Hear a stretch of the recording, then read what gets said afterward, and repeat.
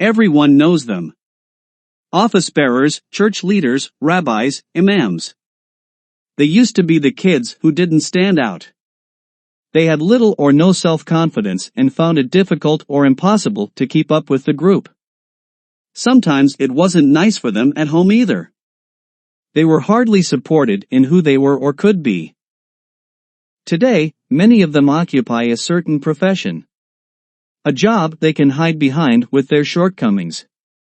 They merge, as it were, with the function they carry. An important function. A position where they have something to say about other people. A function in which they are important and behave accordingly. Just look at their faces. That reflects the importance they have assumed. It's always those kinds of pathetic types who have to hide behind a belief to feel more important than another. Just as faith was probably believed first by those types. All grown guys dress up to find themselves valuable. But in fact, they are weaklings with a book in hand, just like in the movie The Wave. It started when the Bible came into being and the rich people needed naive little men who were obedient, but who would also carry the job they were given because it would make them feel better. Insignificant little men, who suddenly became something and felt elevated when they performed rituals and supposedly knew more than anyone else, kept people under control and were looked at in worship. They made that function important, and so they clung to it with all they could, while the one who had created the faith watched with a smile as everything unfolded. Those wimpy little men were called priests and were suddenly more important than the rest of the population.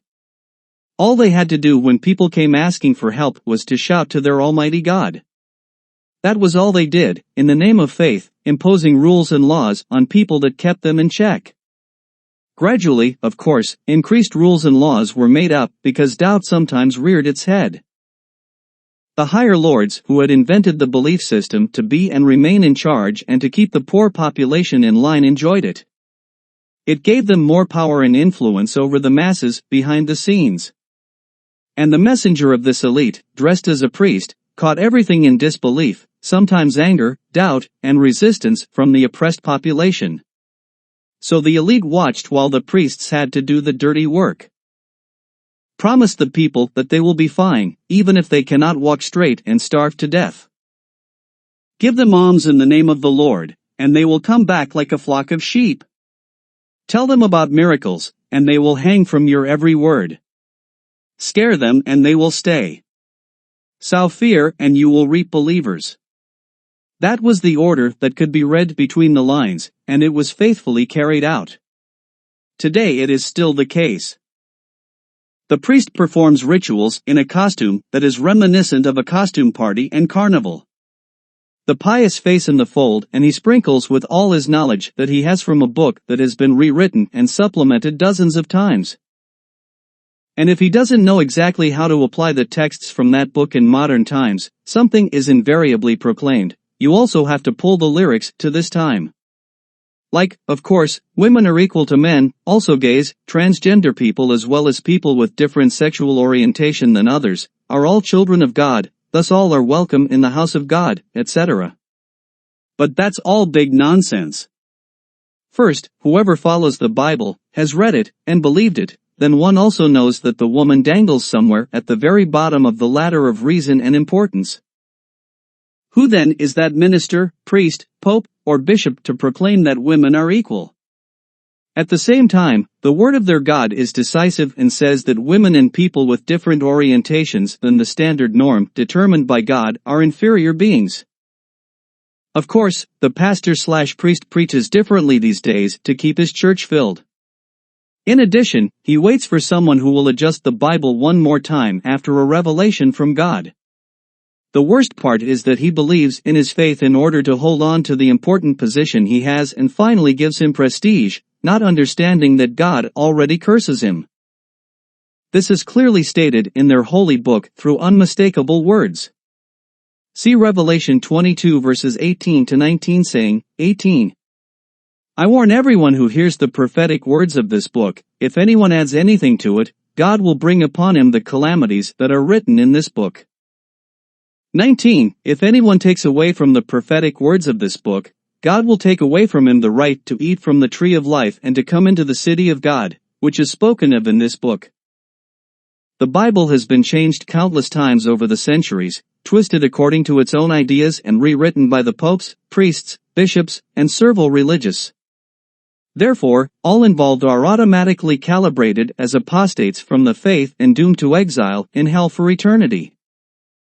The church is a large puppet theater and can be compared to a large club with all kinds of clubs. The worst part is that adults still let themselves be taken in by those kinds of people. And it is always the insecure, the poor, the needy, the unstable, and helpless figures who, with the Bible under their arm, speak fervently about God in the hope that they will finally be surrounded by carefree times and that happiness will descend on them. So they are all people who seek support and ask for help but are served nonsense repeatedly until death does them part. Even though the religious man prays just as hard as the non-religious don't, we all have our lives to live, and no God does that for anyone, because there is no such thing. And where then lies the difference? For example, are all people happy and rich when they pray to God? Or do all believers help their neighbors, i.e. the unbelievers? No, those who don't participate in the church nonsense don't belong. Just like those priests once felt when they were kids, they didn't belong either. The circle is thus complete. Stop looking for the invisible friend up there who supposedly leads, because that becomes suffering, since his guidance goes against the personality one actually is. Stop looking for a mom and dad figure as if the adult human being is still a child. You have to live your life in your own way. And you have all the right to that. That is the right to self-determination, as a fully grown inhabitant of the earth. Or would you rather remain a child, resigning everything to a non-existent God who has never come to you when you really needed him? Maybe something like your human daddy? Then you must keep doing it and stay stuck in your right and remain crucified until woe to your bones. Everyone should do good in his capacity for his fellow human beings, whether religious or not, without distinction of race, rank, status, national origin, sexual orientation, political or religious beliefs, etc. Nature's intention is to live and let live. This will continue until time ends for the living being on earth and the body and mind reconnect with the nature from which they originated. There is no God who judges everything, there is no heaven, there is no Jannah, there is no Valhalla, there is no Nirvana nor hell, and there is also no religious code that could make the religious fantasy of religious humanity accessible. This is because mind and matter are impermanent, dust you are, and only to dust everything returns. It is no different, although some would like to see this very differently. Therefore people, be happy by sticking to reality and living in reality, live now, and doing something good in return for the continuation of the life cycles of nature in all its natural life forms. In all reasonableness and fairness, be good to nature and to your fellow human beings as far as possible. Be good to all forms of life present on earth and furthermore to all that the universe comprising nature has produced and will produce forever.